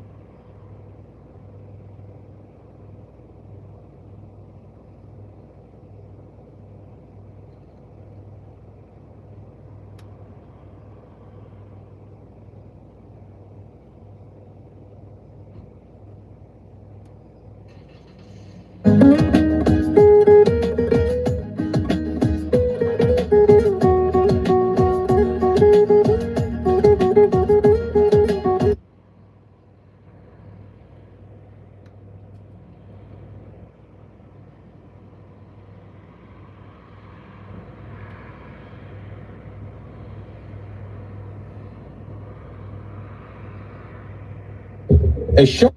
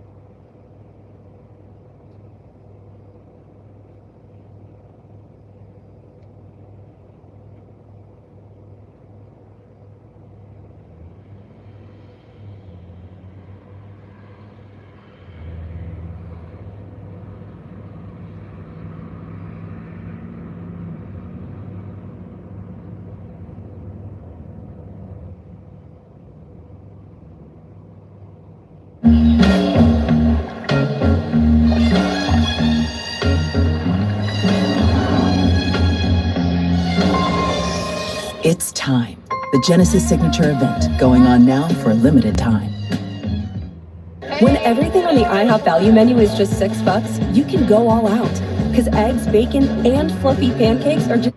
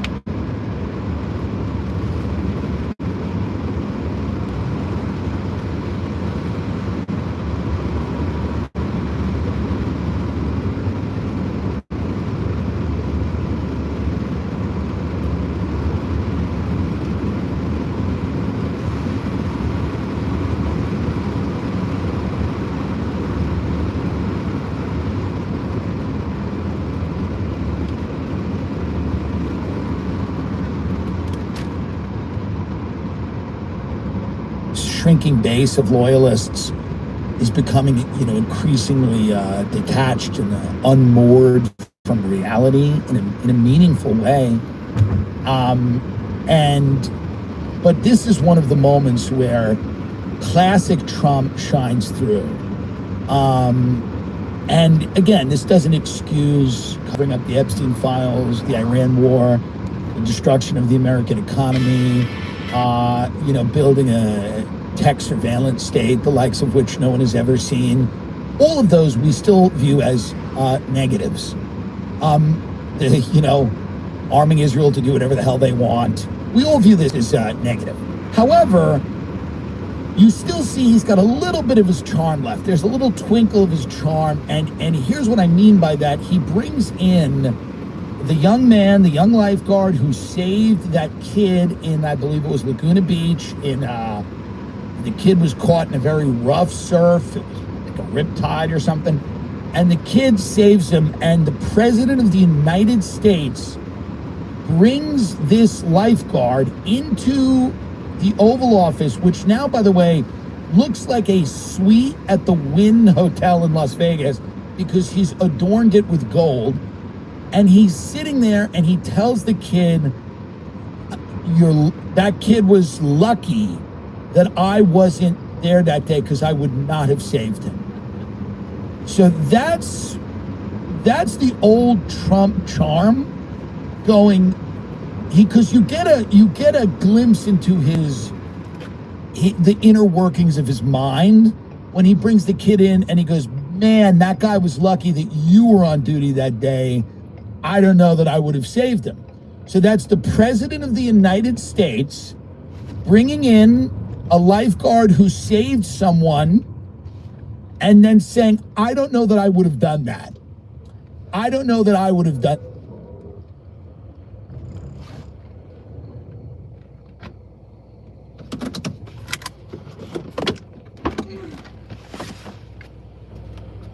Hello.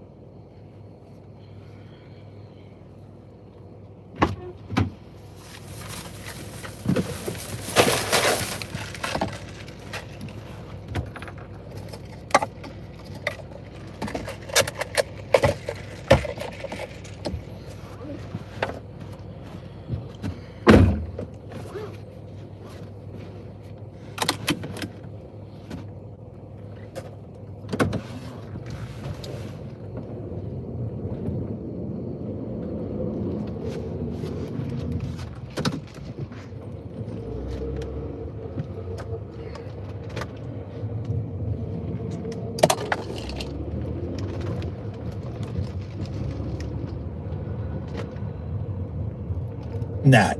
So here we are. Let's just watch this again. It's actually beautiful. If you appreciate America the way I do, and you should, you live here. This is a beautiful moment where the President of the United States essentially tells someone who just saved the life of a child, he essentially goes, I don't know that I would have taken that course of action. Here he is, President Trump. This is very exciting to me. It's so exciting to see something like this happen. He's a real hero. When you see that, I don't know if I'd do it. I wouldn't probably. I wouldn't. Yeah, you wouldn't. This is when you realize the appeal of Donald Trump.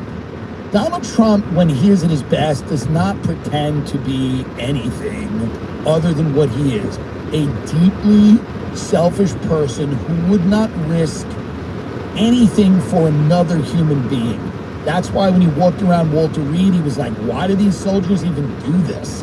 Why do they join the military? Don't they know there's money and pussy?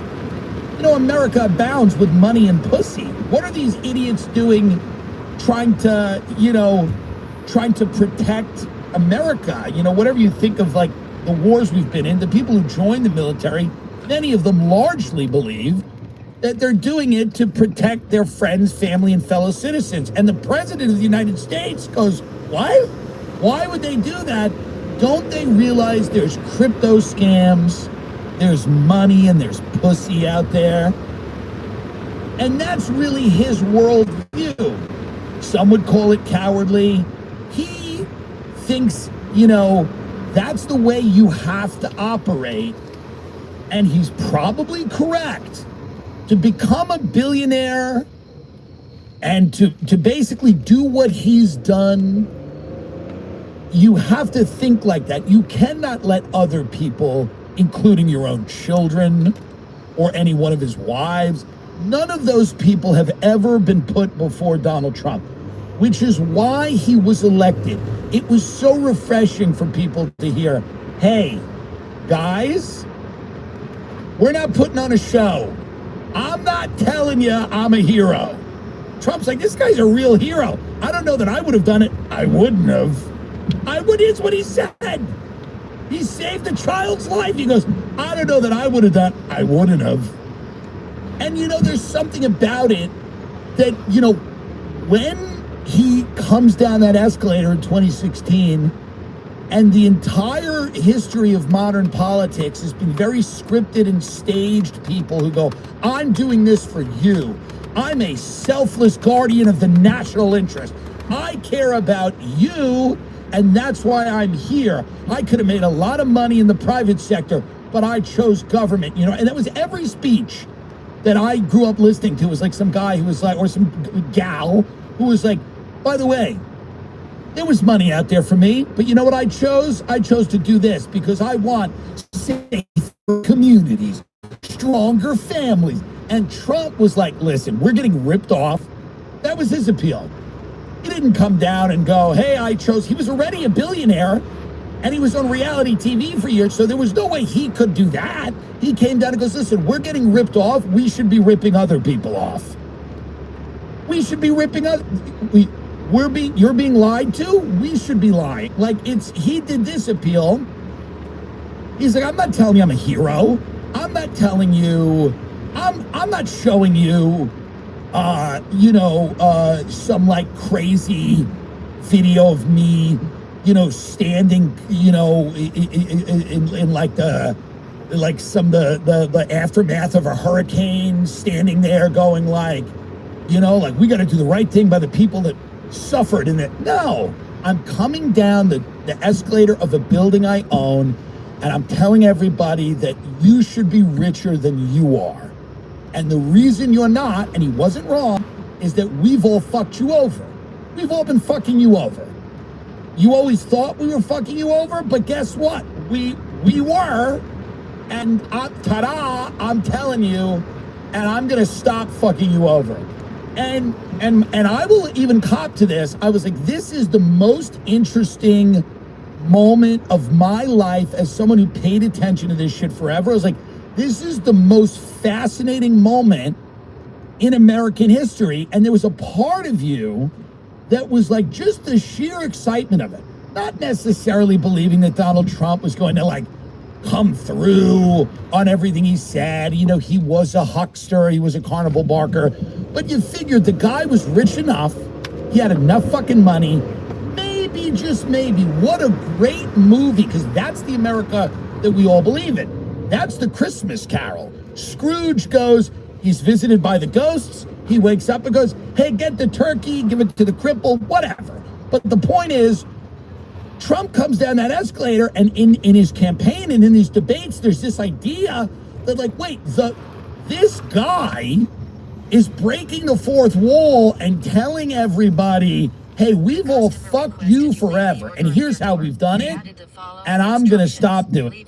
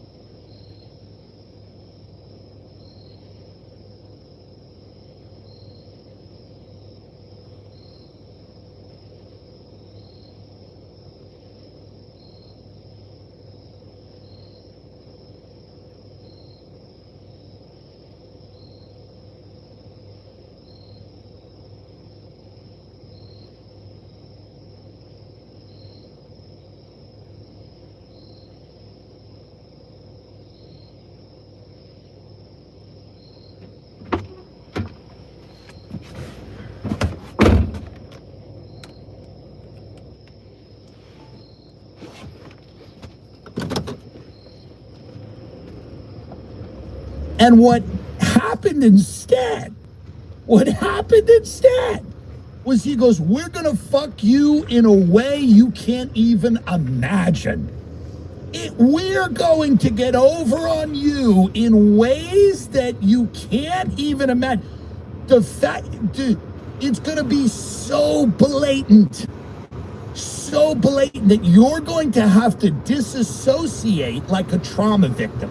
And if you speak to the people that are still really into the Trump thing, they're like trauma victims who've been like brutally raped or whatever, assaulted or whatever, you know, they're trauma victims who've been through torture, and they basically have disassociated and they've splintered off and created other personalities where everything's good. And that's what he did. He's like, it's gonna be so blatant. It's gonna be so in your face. It's gonna be so reckless. Whereas previously there was like some care about like, yeah, we're gonna fuck you, but we're gonna try to like massage it a little bit. We're gonna try to like give you the idea that we're not, you know, he's basically like, it's gonna be such a blatant money grab these 4 years that you're either gonna have to full on accept it and get on board, or disassociate like a victim of extreme trauma and basically walk around talking to yourself, muttering to yourself like a schizophrenic. And that's what he's done. But moments like this, they warm my heart. When the President of the United States brings in someone who heroically saved a kid and goes, I wouldn't have done it, it warms my heart. Let's watch the rest of it, because again, it is a feel-good story. You know, when you see that, I don't know if I'd do it. I wouldn't. It's incredible, but I'm just beyond grateful to him and Aaron and the rest of the team, and even the Good Samaritans that were there. Now, by the way, let's stop for a minute. I'm forgetting this.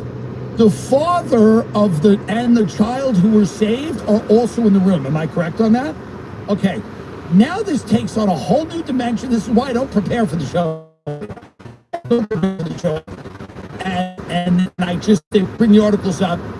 Here's what's amazing about it. I didn't even realize this. Trump is saying the child who was saved, I would not have saved you. This is I didn't even realize they were in the room. This is the most amazing thing I've ever seen in my life. The child who was saved and his father are in the Oval Office. And in front of them both, the President of the United States, I don't know what I wouldn't have. The child who's sitting on the couch, Trump's going, I would have let you die. I would have let you die. This is unbelievable. Peak Trump. Peak Trump. Take it away. Continue. I'm just beyond grateful to him and Aaron and the rest of the team, even the Good Samaritans that were there. I mean, it's just such a privilege to be sitting next to him today. We won't be able to celebrate his birthday tomorrow. And I'll bet you'll stay a little bit related to this group of people. Absolutely. You realize what a fantastic job they did. In those dangerous moments that we have, we always try to fall back on our training. We are trained so well by many to handle that situation as best we can. Trump is so bored. Stop it for a minute. Trump, nothing interests Trump less than people saving other people. It really is boring. And by the way, I'm a little bored by it too. I get it. Like, I'm happy it happened, but I'm also a little bored. I grew up in Long Island. Like, I'm like, yeah, whatever, all right. He's like, in those, the lifeguards, like, in those moments of extreme danger, in the moments of extreme danger, we make sure that we coordinate. And then Trump's like, all right, yeah, but who's making money here? Where's the money in this? Trump's going, where is the money in pulling this fucking Mexican kid out of the ocean? Where's the money in this, buddy? Trump knows one thing. He goes, here's what America wasn't built on. This. Whatever you think about America was not built on people saving other people. That's not what America was built on. Trump's like, listen, Trump is so bored when this young lifeguard is talking. He is so bored. He's thinking about how to sell access to his Truth Social post, which he's already doing. He's thinking about bringing in, people. He's selling access to people that are big investors in Trump coin and the Bitcoin scam. And Trump's eyes would have lit up if the kid said, we're launching a coin. We're actually launching a crypto based on this event because we believe the event was so powerful that we are launching a crypto. And Trump's eyes would have lit up. He would go, really? That's fascinating. But nothing excites Trump less than a story. And by the way, there's a part of me that understands that. And it's not a part of me that I'm proud of, and it's not a good part of me, but it's the part of all of us that none of us admit that we have, where it's kind of like, it's the part of us where we go, yes, we know this kid's a hero and he did the right thing. And it's an amazing, it's the human spirit. And I'm even boring myself talking about the good thing that the guy did. Let's continue. Our president, and by the way, I feel bad that our president kind of has to suffer through. That's why he's going like, I wouldn't have done it. What are you getting out of this? Continue. The water as fast as I can.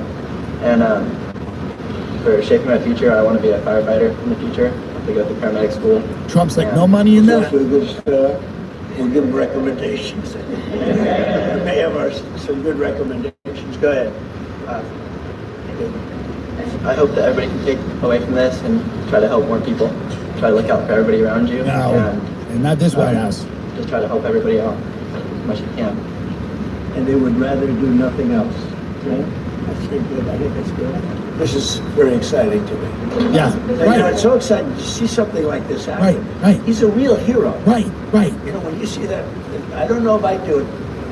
Right, I wouldn't. I wouldn't have saved you. You're lucky I wasn't on he says, that day. I don't know. He goes, "You're lucky. Yeah, you're lucky I wouldn't have been on." Yeah, he says to a child. And he's a real lucky guy, too. All right, get him out of there. He says to a child, "You're lucky I wasn't there that day." He's saying this is the first time the child has met the President of the United States.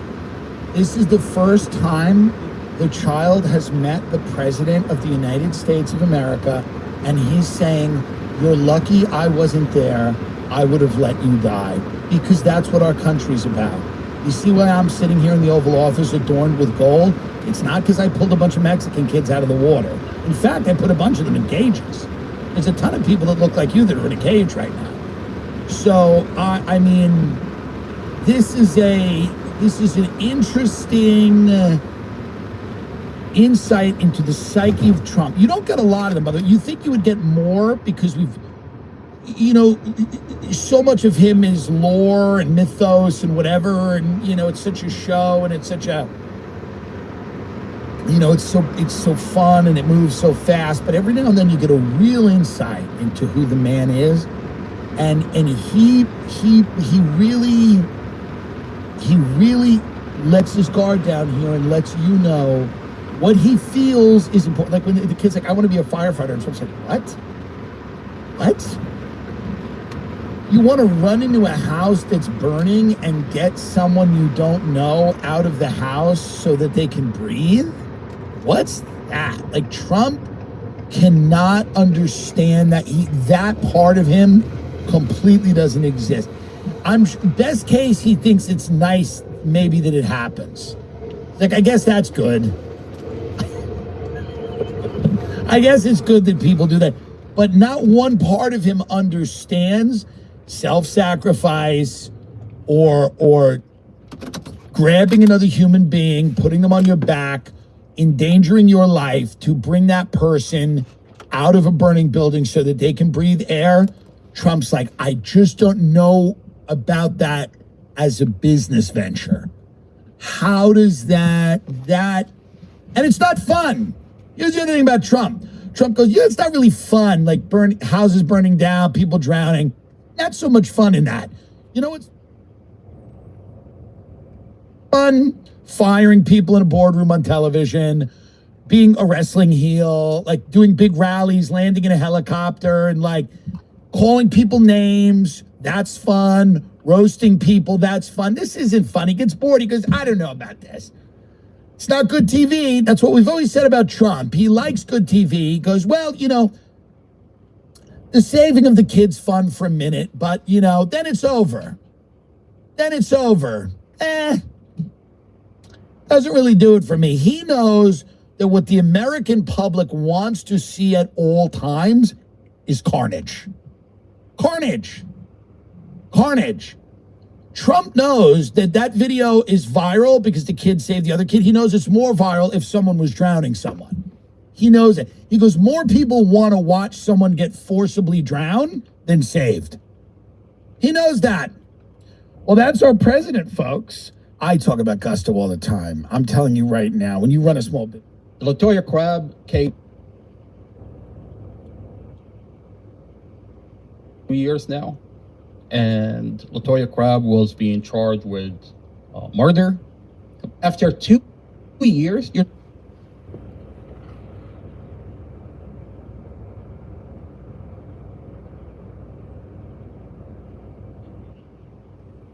After 2 years, you're just going to come out and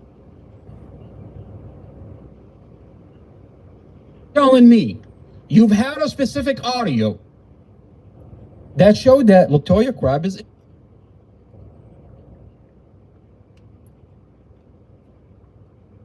innocent. But you still prosecuted her. You still held the charges against her for 2 years. You've locked her up. You've denied her bond multiple times. And 2 years later, why? Because LaToya Crabb is threatening you that she's going to release this audio, that she's in possession of this audio, that she accessed the audio that you, Commonwealth, Amy Ashworth had since day one. So Amy Ashworth also, and you're like, wait, stop. We're going to release you. But God help you if you talk. If you notice, LaToya Crabb, you're not going to see her anywhere on the news. You'll hear her mother, but you won't hear LaToya Crabb. And what are they threatening LaToya Crabb with? You're telling me you've had a specific audio that showed that LaToya Crabb is innocent, but you still prosecuted her, you still held the charges against her for 2 years? You've locked her up, you've denied her bond multiple times, and 2 years later, why? Because LaToya Crabb is threatening you that she's gonna release this audio? That she's in possession of this audio? That she accessed the audio that you, Commonwealth, Amy Ashworth had since day one? So Amy Ashworth also, and you're like, wait, stop.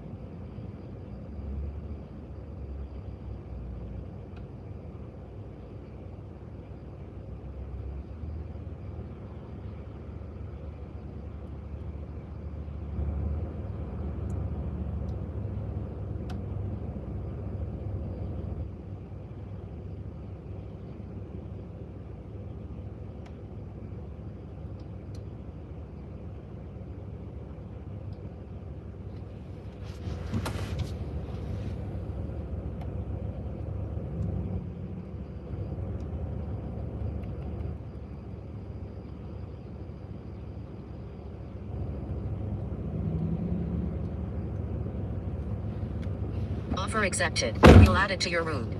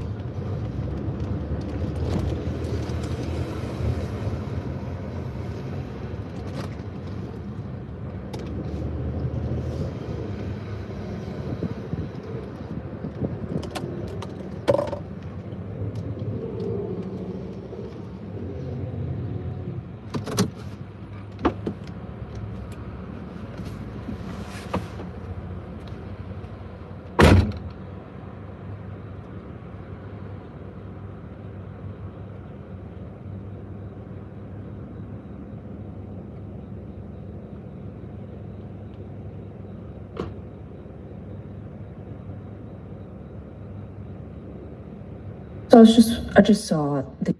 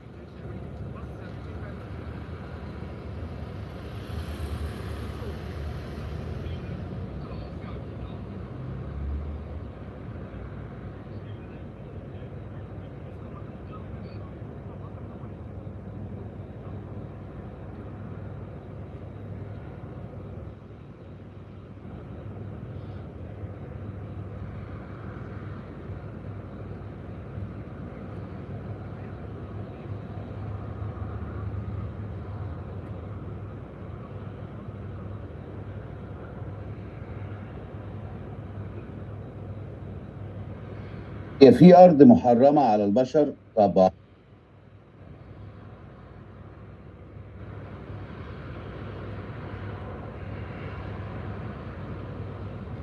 You're telling me you've had a specific audio that showed that Latoya Crab is innocent. But you still prosecuted her. You still held the charges against her for 2 years. You've locked her up. You've denied her bond multiple times. And 2 years later, why? Because Latoya Crab is threatening you that she's going to release this audio, that she's in possession of this audio, that she accessed the audio that you, Commonwealth, Amy Ashworth, had since day one. So Amy Ashworth also, and you're like, wait, stop. We're going to, after 2.